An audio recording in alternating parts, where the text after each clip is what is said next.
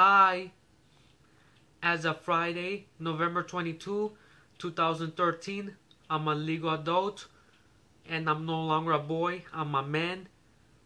On that day, it was my 21st birthday, so on that day, I became a legal adult.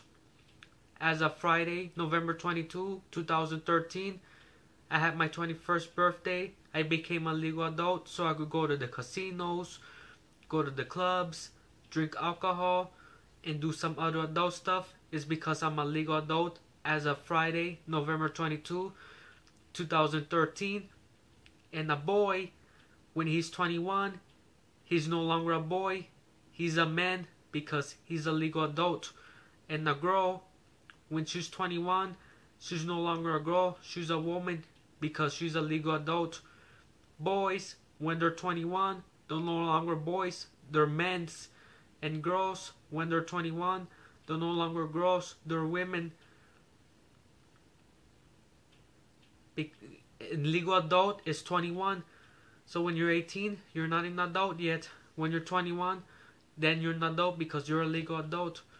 So thank you for watching, everybody.